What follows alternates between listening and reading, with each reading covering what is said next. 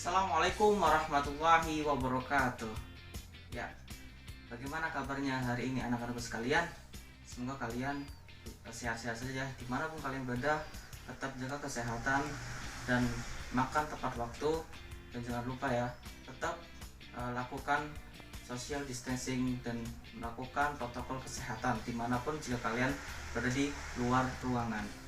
Oke, sebelumnya perkenalkan, nama saya Hadid Almadani, bisa dipanggil dengan Pak Hadid ya. Nah, di sini untuk hari ini kami akan memberikan materi tentang perubahan zat ataupun perubahan materi dan sifat-sifatnya. Nah, tentu kalian di pada materi kali ini itu merupakan salah satu bagian dari kimia. Mata pelajaran kimia tentu kalian sangat asing ya dalam pertama kali ya ketika kalian mendengarnya. Tapi sebenarnya kalian itu sudah mempelajari kimia di SMP. Ya, itu termasuk dalam mata pelajaran IPA, ilmu pengetahuan alam. Karena kimia termasuk ke dalam mata pelajaran tersebut di SMP. Tentu kalian dulu pernah ya menentukan pH suatu larutan atau menggunakan kertas lakmus untuk menentukan mana yang asam, mana yang basah. Nah, itu salah satu materi-materi kimia yang dimasukkan di dalam mata pelajaran IPA. Nah, sekarang di sini kita akan memperdalam tentang materi kimia di SMK. Nah, harapannya di sini anak-anakku sekalian bisa mengerti tentang penerapan kimia di kehidupan sehari-hari dan di jurusan, tentunya di jurusan kalian ya, entah itu baik yang TKJ ataupun RPL ataupun yang MM atau multimedia. Mengapa sih kalian harus belajar kimia? Ya, coba kalian lihat deh sekeliling kalian sendiri. Apakah kalian itu di sekeliling kalian itu berinteraksi dengan hal-hal yang berbau kimia? Coba kalian lihat ya. Tentu kalian pasti berinteraksi dengan hal-hal yang berkaitan dengan kimia. Mengapa demikian? Karena tanpa adanya kimia, hidup kalian tuh ibaratnya tuh zombie ya, kosong, nggak berwarna lah ya, ibaratnya seperti itu. Coba ya, kita sederhana aja ya. Kalian sering nggak makan jajan? Pasti sering ya. Atau mungkin minum Fanta atau Coca-Cola, pasti pernah ya. Nah, coba deh kalian bisa dilihat di situ komposisinya itu ada apa aja. Nah, di situ tuh pasti ada komposisi, entah itu natrium benzoat atau mungkin ada juga beberapa senyawa seperti karbonat. Nah, itu pasti ada. Nah, itu merupakan salah satu senyawa kimia. Natrium benzoat di situ biasanya digunakan untuk sebagai pengawet dalam makanan.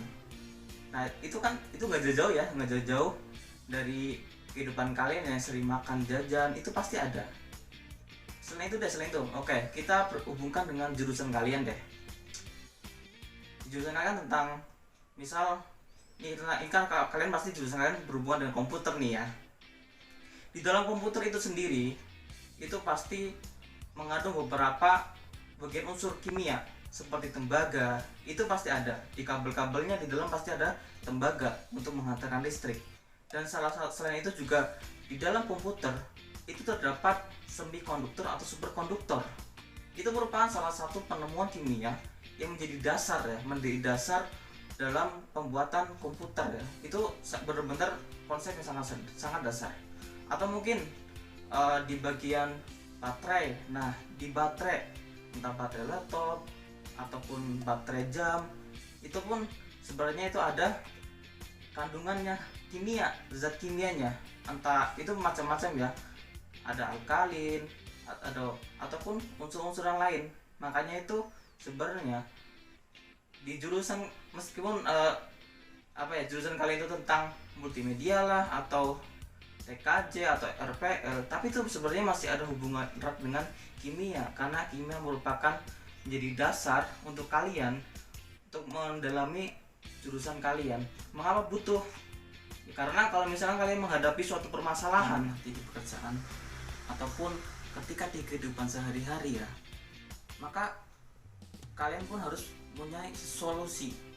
Nah, kalau misalkan kalian punya masalahnya itu dengan berkaitan dengan kimia, maka kalian dengan belajarnya ilmu kimia ini, setelah belajar ilmu kimia ini, harapannya adalah kalian bisa menyelesaikan masalah tersebut dengan cara kimia. Nah, misalkan nih ya, ini ada komputer nih.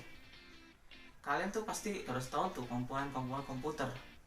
Kira-kira nih, ini komponen komputer ini terbuat dari apa? Misal dari casingnya nih, casingnya ada yang terbuat dari logam apa? Atau baja, atau besi, atau mungkin di bagian keyboardnya dia terbuat dari apa? Dari polimer apa? Plastik. Nah, itu kalian harus tahu sifat dari polimer itu apa, sifat dari plastiknya itu apa. Dia itu sangat mudah terbakar atau meleleh, atau mungkin dia sangat rentan sekali ya komputer ya, karena dia itu di dalamnya banyak sirkuit, banyak sekali kabel-kabel. Itu kan otomatis ketika dia kena air dia akan rentan apa? Korslet, rentan, karena kebanyakan kalau suatu logam terkena air dia bisa terjadi oksidasi yang akhirnya bisa membentuk suatu karat. Itu juga bisa terjadi seperti itu, sehingga akan merusak sistem di dalam komputer. Itu salah satu contohnya seperti itu. Nah, makanya kalian itu penting sekali untuk mempelajari ilmu kimia. Nah, apa sih ilmu kimia itu? Ilmu kimia merupakan ilmu yang mempelajari tentang suatu perubahan zat atau materi, sifat-sifat materi, dan perubahan ataupun energi yang menyertainya dalam perubahan tersebut. Itu yang disebut dengan ilmu kimia. Karena ilmu kimia itu merupakan dasar dari berbagai cabang ilmu, entah fisika, entah biologi, entah misal di bidang kesehatan, kedokteran, bahkan hukum pun juga memiliki hubungan kaitan dengan kimia. Mengapa demikian? Misalkan ada orang nih, ada terjadi kasus pembunuhan, keracunan, atau yang kemarin pernah viral, kayak pembunuhan dengan racun sianida ya, kopi sianida tuh. Itu kan juga perlu tuh ilmu kimia. Maka dari itu, dari hukum pun juga membutuhkan ilmu kimia. Oke, sebelum kita melanjutkan ke materi kita hari ini ya, coba anak-anak sekalian bisa melihat ya video berikut ini. Yang pertama ini. Nah, video pertama ini adalah video pembakaran kertas. Nah, bisa dilihat itu ketika kertas dibakar, apa yang terjadi? Ya, kita lihat berikut ini. Nah, yang kedua, kita bisa lihat ini video yang kedua adalah video apa? Ya, es. Bentuknya adalah padat. Jika es itu ditaruh di luar ruangan, bukan di dalam kulkas ya, di luar ruangan, apa yang terjadi? Yang betul sekali, yang terjadi adalah es tersebut akan mencair.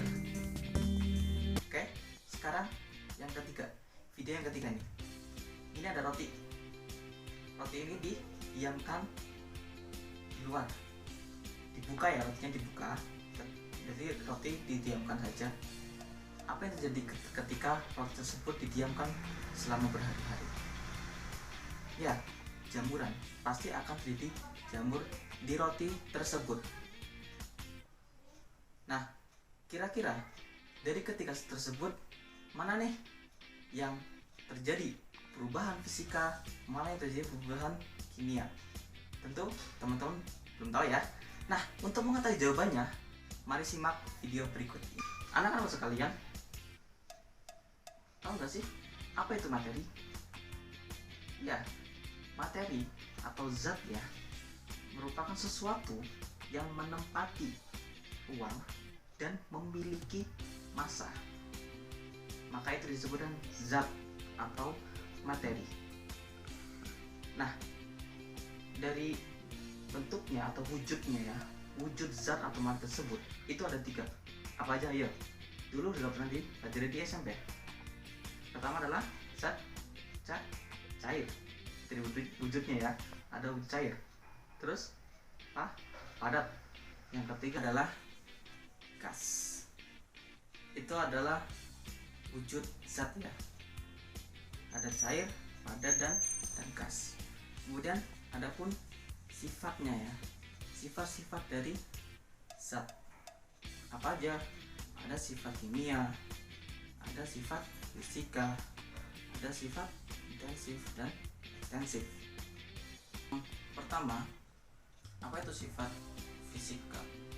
Ya, sifat fisika merupakan suatu sifat yang berhubungan dengan perubahan fisik suatu zat. Nah, jadi zatnya itu diperhatikan dulu. Sifatnya itu seperti apa? Sifat fisiknya ya. Baik itu suhunya, baik itu masa jenisnya, titik leburnya seperti apa, titik bintiknya seperti apa. Itu merupakan salah satu bentuk fisik ya, sifat fisiknya atau sifat fisika. Nah, kemudian yang kedua adalah sifat kimia. Bagaimana dengan sifat kimia?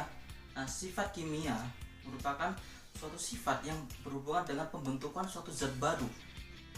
Contohnya adalah misal dalam proses pembakaran, proses perkaratan, proses pembusukan, itu merupakan proses yang membentukkan jadi zat baru, maka itu disebut dengan sifat kimia.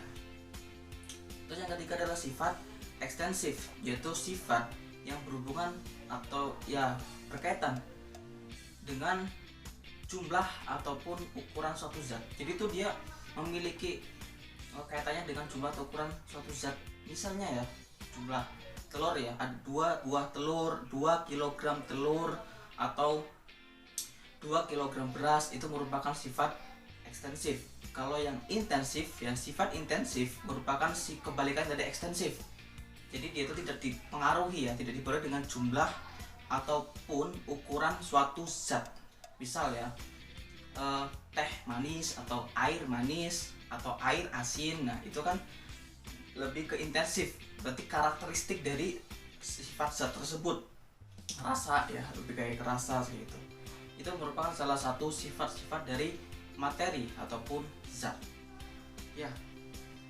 Oke, setelah kita mempelajari itu ya, coba anak-anak sekalian ingat-ingat kembali ya tadi 3 video tadi. Tadi yang ada pembakaran, terus ada apa? Tadi ada roti ya, tadi kan bakar kertas. Terus yang kedua ada roti yang dibiarkan jadi busuk. Terus ada es yang dibiarkan di luar ruangan, dia menjadi cair. Nah, dari ketiga ini kira-kira mana yang jadi klasifikasi, mana yang memiliki sifat ya, sifat kimia, mana yang menjadi sifat fisika, mana yang menjadi ataupun sifat intensif atau ekstensif, itu bisa dilihat dari situ ya. Nah, nanti teman-teman bisa menjawab dari 3 itu mana yang menjadi salah satu golongan tersebut. Nah, di perubahan zat ataupun materi itu ada 2 ya, perubahan fisika sama perubahan kimia. Itu bersama ya, dengan sifat kimia sama sifat fisika ya. Jadi perubahan fisika yaitu perubahan di mana tidak terjadi perubahan material yang sangat signifikan. Jadi itu dia berubah sama sekali ya pada susunan material tersebut. Jadi susunannya itu masih sama. Tapi kalau yang perubahan kimia itu terjadi suatu perubahan pada material tersebut sehingga menjadi suatu zat baru. Pada intinya kalau yang fisika dia tidak membentuk zat baru, tapi kalau pada kimia dia pasti membentuk zat baru dan berbeda karakteristiknya. Itu merupakan yang membedakan ya perubahan kimia dengan perubahan fisika. Seperti itu. Nah, kalau yang kertas nih, pertama selembar kertas, terus dibakar, kan dia menjadi apa? Abu ya. Itu merupakan perubahan fisika atau kimia? Kimia. Mengapa kimia? Karena dia dari kertas terus dibakar, kan jadi abu. Itu jadi zat baru tuh abu. Bukan kertas lagi, tapi menjadi zat baru. Maka dia disebut dengan perubahan kimia yang memiliki sifat kimia. Misalkan yang lain. Misal ada lilin nih. Lilin dinyalakan. Kemudian meleleh. Itu perubahan fisika apa kimia? Fisika. Kenapa fisika? Karena ketika lilin itu meleleh, dia itu ibaratnya seperti es ya. Jadi dia itu sebenarnya akhirnya padat, karena dibakar dia akan meleleh. Dia tetap menjadi lilin, meleleh pun dia tetap strukturnya adalah lilin, cuma yang bedakan adalah wujudnya saja gitu. Wujudnya padat menjadi cair, dia tetap lilin. Makanya itu dia tidak terjadi perubahan zat ya, tapi dia memiliki sama ya. Jadi material itu masih sama lilin. Makanya dia disebut dengan perubahan fisika. Ya, mungkin itu saja untuk materi hari ini. Silakan ya nanti anak-anak sekalian mengerjakan LKP siswa ya. Nanti sudah Bapak share, silakan kerjakan LKPD-nya. Boleh untuk bekerja sama, tetapi ingat harus sesuai dengan aturan protokol kesehatan ya, itu harus ditaati. Kalau mungkin ingin berdiskusi bisa lewat video call ataupun sosial media yang lain, silakan, asalkan jangan lupa ya kalian mengumpulkan tugas di LKPD tersebut dengan tepat waktu. Silakan kalian pelajari lagi materinya di handout ya. Di handout itu insya Allah materi sudah lengkap. Dari situ kalian bisa mempelajari, dan jangan lupa mencari referensi selain di handout ya.